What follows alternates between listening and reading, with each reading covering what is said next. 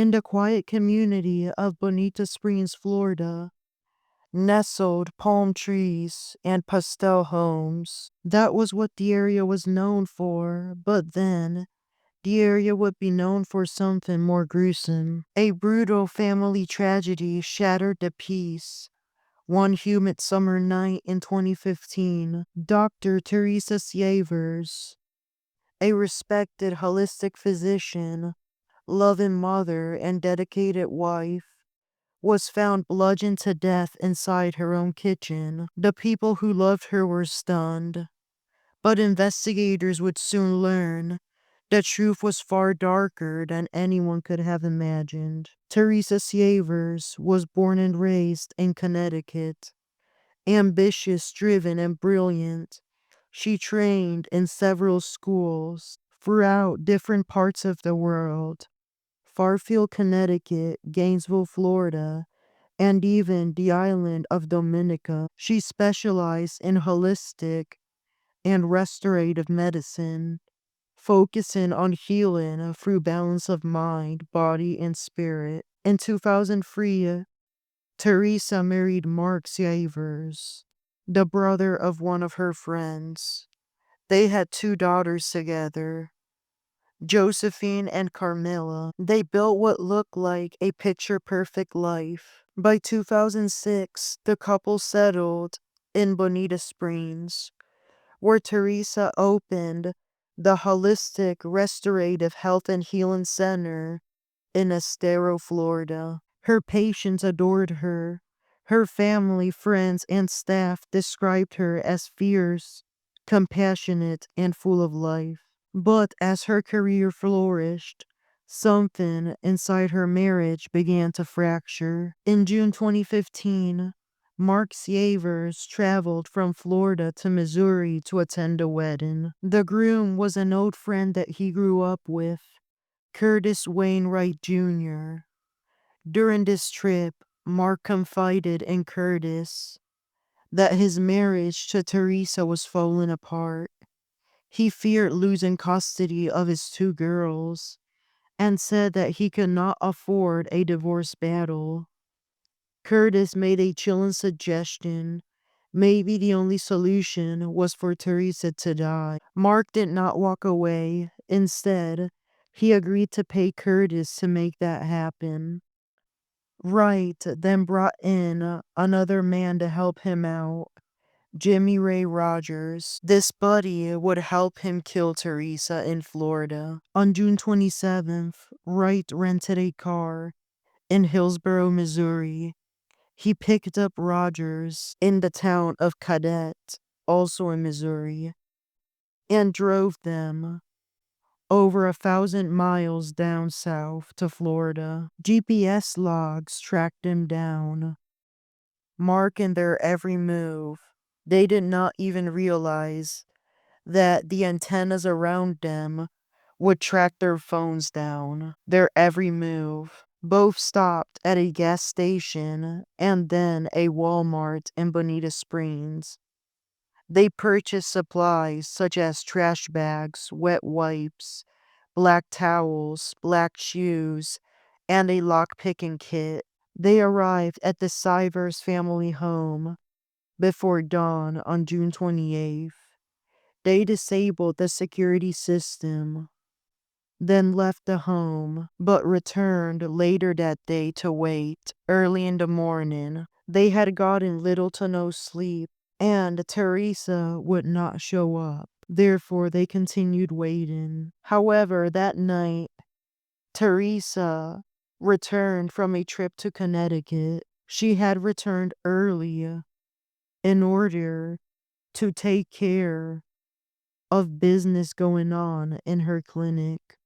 And she was expected to then leave again to go to Alaska with her family. Her husband, Mark, had dropped her off at the LaGuardia airport earlier that morning, the airport in Queens, New York. Then, upon landing at the other airport in Fort Myers, Florida, she went directly to work at the clinic. She was returning to attend her patients without her husband who was still with the family up north. She returned home late at night. It was close to midnight when she walked into her kitchen. Moments later, she was ambushed. The two grown men who had traveled to see her had broken into the home, brutally bludgeoning her with a hammer. Both burglars fled immediately after. The next morning, on June 29, 2015, Teresa Sievers did not show up to work. Mark was informed about this. Teresa had not reported that she would be absent, something that seemed very suspicious. Mark therefore called a family friend to check the home.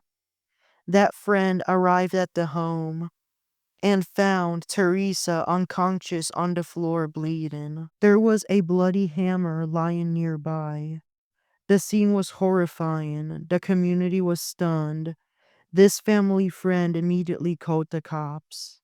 How could anyone do something so violent to a woman known for her kindness and care? Investigators quickly determined her death was a murder. The determination was made at the District 20 Medical Examiner's office in Naples, Florida. The investigators determined that she was murdered by being beaten with a hammer at least 17 times. But at first, there were only a few leads. Weeks passed, and the case went cold.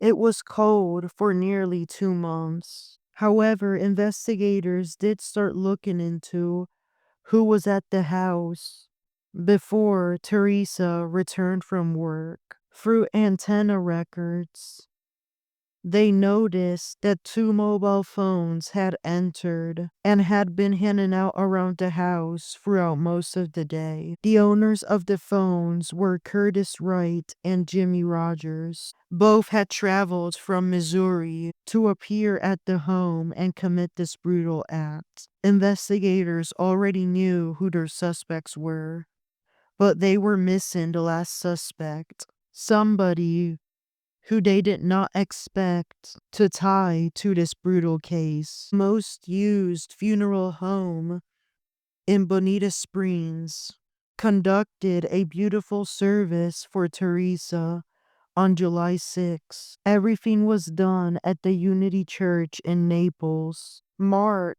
put on a show. He greeted loved ones, accepted condolences, and acted like a victim. During Mass, he appeared distraught, greeting mourners, and giving a tearful eulogy. Also during the Mass and after the visitation, he made a speech saying, "I was and still am the luckiest man in the world," he said. No one suspected that he already knew exactly who had killed Teresa and why. He had manipulated everyone who had attended that funeral. It was not until August, 2 months later, that a breakthrough came. 2 months since Teresa had passed away. Police received a tip leading them to Missouri. Curtis Wright and Jimmy Rodgers were both tracked down and followed by law enforcement from a distance. Out of the blue, they were approached as they were returning to their homes. Both were arrested on the spot and taken directly to Missouri's Jefferson County Jail. The tip came from the girlfriend of Jimmy Rodgers, who did not agree with this brutal crime. She informed investigators that her boyfriend, Jimmy, had confessed to her that him and Curtis, under contract, had traveled to Florida to kill Teresa. GPS data, phone records, and her witness statement backed up the claims. Investigators believed her and absolutely took her word for it. They knew that Mark had paid these two men to commit the monstrosity. The investigators even reviewed surveillance footage and noticed that after the funeral, He had gone back home to throw away computer equipment. He first took the computer equipment to his workplace, the medical office, and right next to the back door of that office, he discarded the equipment in a dumpster. Investigators took in this computer equipment and reviewed it. It was confirmed that Mark had made money transactions to these two killers in order to take down his wife.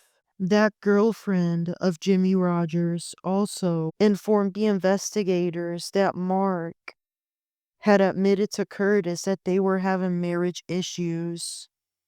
However, it looks like that was not true. All Mark wanted was the money for the insurance, an insurance policy that would grant him a substantial amount of wealth if Teresa died. Teresa had not even started the process of getting divorced. That was fake. It was a fake case that Mark made up and that never reached the Lee County Circuit Court's Family Division. By 2015, the investigators tied the puzzle pieces together. They confirmed that 3 suspects took part in this horrible crime together. All 3 were tied to a criminal probe within the state of Florida. The state's case was clear. This crime was about greed, fear, and betrayal. Assistant State Attorney Hamid Hunter reviewed the state probe and presented it to a grand jury at the Lee County Circuit Court.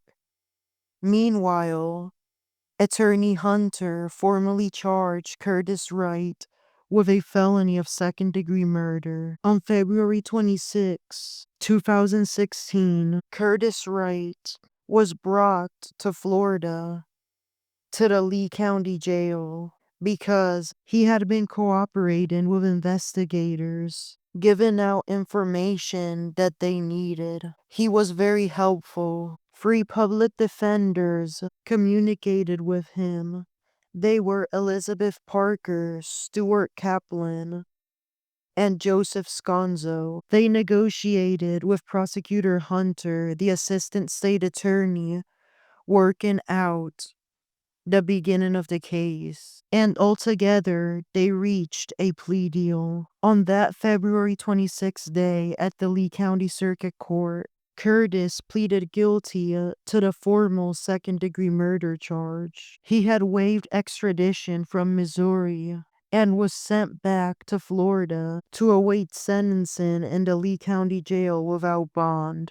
By taking this plea deal, he waived his right to appeal the case in any way. He was also immune from extra charges coming his way through an indictment that would be more severe. The grand jury reviewing the probe was informed about this. They knew to leave Curtis out of this for the time being. Hours after that guilty plea was entered, the Lee County Sheriff's Office went on to execute their second mission, capturing Teresa's husband, Mark Sievers. They went to the family's Bonita Springs home and waited for him to get back from work. They were hiding.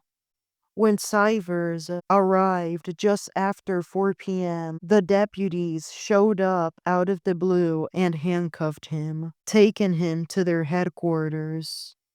The headquarters of the Lee County Sheriff's Office. There, he was questioned and denied any involvement with his wife's death. Mark was afterwards booked into the Lee County Jail. The following day, he appeared at the Lee County Circuit Court. Judge Don Durgia set a bond of $4.43 million. It was set that high to ensure that he would remain in custody pending trial. Mark requested that the bond be lowered to a more affordable amount. He returned to court for this request the following month on April 21st, a day after 420, but he did not have success. Judge Bruce Kyle rejected the request. Teresa's 2 daughters, had been staying with their grandma ever since their father's arrest. The state thought that was fine and confirmed that they would continue living with her. That confirmation was made in May 2016. Also on this month, on Star Wars Day, May 4th, that grand jury reviewing the Florida State criminal probe reached an indictment. They indicted me and Mark on severe offenses, 2 counts of capital first-degree murder, felony conspiracy, and felony burglary. 4 severe charges each. Attorney Hunter unsealed the indictment and confirmed that the prosecution was moving forward with those charges against Rodgers and Mark. When this indictment was unsealed, the Lee County Sheriff's Office went back to Missouri to pick Rodgers up. They took him to their Lee County jail in Florida. Rodgers had fought extradition, but the Jefferson County Circuit Court in Missouri confirmed and ordered that he be transported back to Florida to face justice for the murder of this poor woman. Curtis Wright, the one cooperating with investigators, was moved to the Charlotte County Jail for safety concerns, as investigators thought that Mark might threaten him and cause witness intimidation in order to cover up evidence. Mark's public defender, Edward Kelly, and Jimmy's public defender, Kathleen Smith, submitted not guilty pleas on their behalf to the court. Judge Bruce Kyle ordered that Jimmy Rodgers remain in custody without bond awaiting trial. The prosecution was seeking the death penalty for both Rodgers and Mark. 2 prosecutors, other assistant state attorneys, stepped in to help out: Cynthia Becker and James McGrain Jr. On October 1st, 2019, Jimmy Rodgers was put on trial. Judge Bruce Kyle had refused to dismiss any of the charges without the jury deciding on a verdict. This judge also refused to redo the trial with another jury. This jury saved Jimmy Rodgers from the death penalty. The panel of 12 members and 2 alternates on the 23rd found him not guilty on the main charges. However, they did convict him on lesser offenses: felony second-degree murder and misdemeanor first-degree trespassing. The following month, on November 12th, it was Mark's turn to go to trial. Judge Kyle, as well, denied motions for him to acquit him without the jury deciding on a verdict, nor restart the trial with a different jury. A month after that, on December 4th, this jury of 12 members and 2 alternates found him guilty on all charges. The trial would then continue on to its penalty phase to decide whether Mark would get the death penalty or not. The judge merged one of the capital murder convictions into the other, just so Mark would get 1 death sentence and not 2 of them if the jury were to agree with sending him to death row. Days later, on December 10th, that jury voted to sentence Mark to death for the remaining capital murder charge. Then, days after that, on the 12th, that judge refused to redo the penalty phase of Mark's trial. And after that refusal was made, the judge sentenced his co-defendant, Jimmy Rodgers. That sentence: life in prison without parole for second-degree murder, and 364 days in jail for trespassing, time served. On January 3rd, 2020, 2 days after New Year's Day, Judge Kyle sentenced Mark to death for the capital murder, a consecutive 30 years in prison for conspiracy, and the burglary, was vacated. Then on February 10th that year, the last defendant was sentenced, Curtis Wright Jr.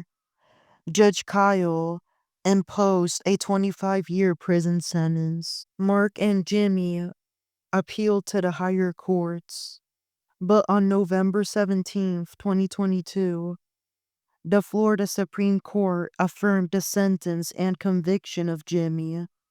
They did the same for Mark on the 21st. As of right now, Curtis is incarcerated at the Dade Correctional Institution in Homestead, Florida. Jimmy, after sentencing, was taken to the Greenville Federal Prison in Illinois to serve time for a probation violation, as he left the state to commit this murder without permission while being on probation for a federal firearms case. That sentence was 6 months in federal prison that he had to serve after the Florida case was resolved. When completing that probation violation sentence, he was taken to his current facility, the South Bay Correctional Facility in Florida. Mark is currently on death row at the Union Correctional Institution in Rayford, Florida. As of right now, no execution date has been set, and he continues to wait to be put to death. There is still a chance that another higher court might save him from death row, or that he might be commuted. There is also a chance that the conviction of Jimmy may be overturned through a different outlet. Dr. Teresa Sievers believed in healing the mind, body, and soul, but even she could not have foreseen the darkness growing in her own home. In Bonita Springs, her clinic's mission lives on, and so does her memory, because true crime is not just about the horror of the act. It's about remembering the victim who deserves so much more. Her mom, Mary, took in the two girls, but she never expected that. She thought she would only be taking in Teresa's ashes after the funeral, which were given to her. Thank you for listening to this episode of Strawberry Ink. Shall Teresa rest in peace. Have a good rest of your day and take care. Especially if this big snowstorm is coming your way like it is over here.